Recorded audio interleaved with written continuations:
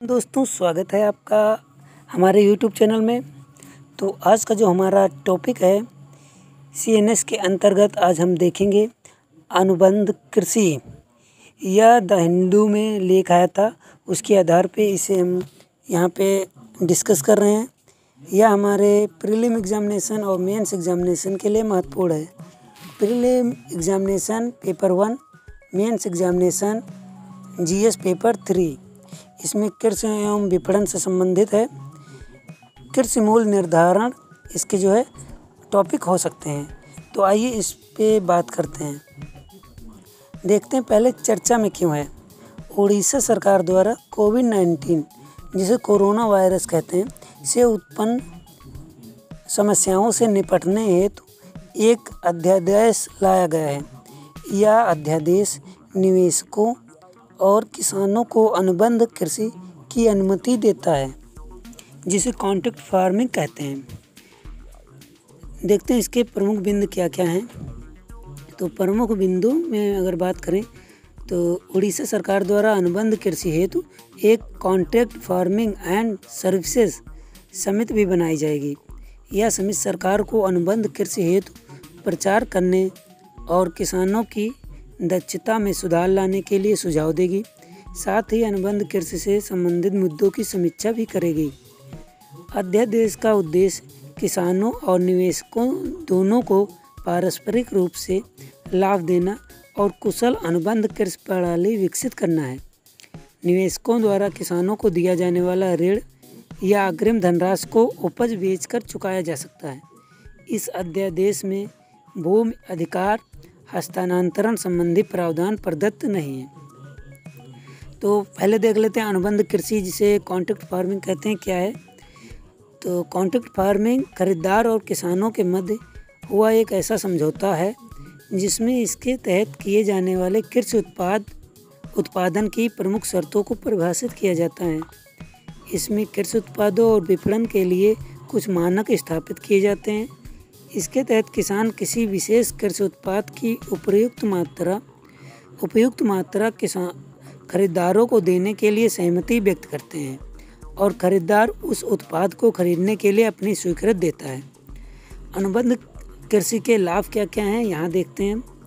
यह छोटे स्तर के किसानों को प्रतिस्पर्धा बना देता है। इसमें आने वाली लागत को कम करने के लिए छोटे किसान तकनीकी ऋण, विज्ञापन चैनलों और सूचना प्रणालियों की सहायता लेते हैं।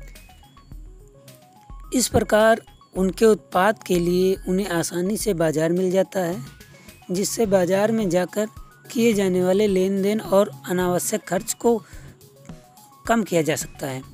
अनुबंध कृषि से उपज की गुणवत्ता बनी रहती है। कृषि प्रसंस्करण स्तरों के मामलों में यह कृषि उत्पाद की निरंतर आपूर्ति को सुनिश्चित करता है और इसकी लागत भी कम होती है।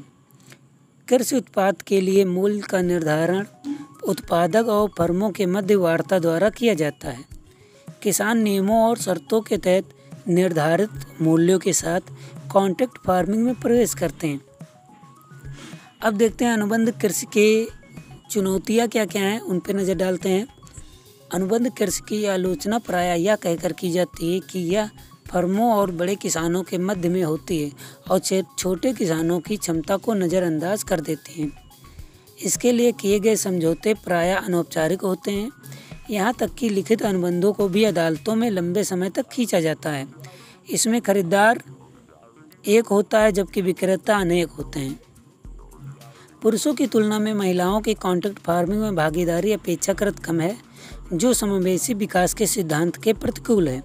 अनुबंध कृषि में किसानों के समक्ष समय पर भुगतान की समस्या, कंपनियों और किसानों के बीच विवाद, किसानों का शोषण आदि जैसी चुनौतियों भी देखने मिलती हैं।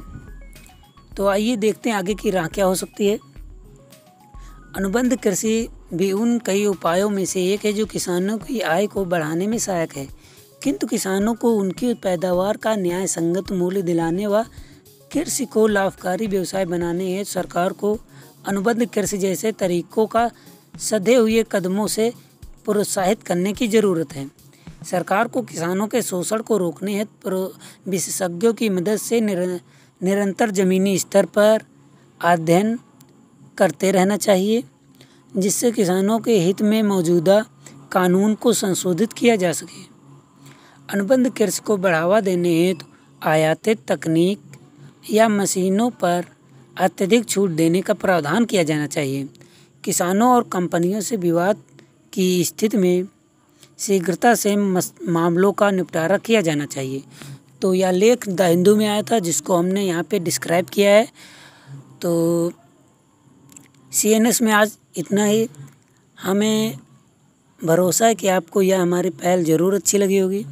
अगर आपको कोई भी सुझाव या प्रतिक्रिया देनी है तो हमें कमेंट अवश्य करें और इस चैनल को ज़्यादा से ज़्यादा लोगों को शेयर करें और वीडियो लाइक करना ना भूलें। मिलते हैं नेक्स्ट वीडियो में, तब तक के लिए नमस्कार, धन्यवाद।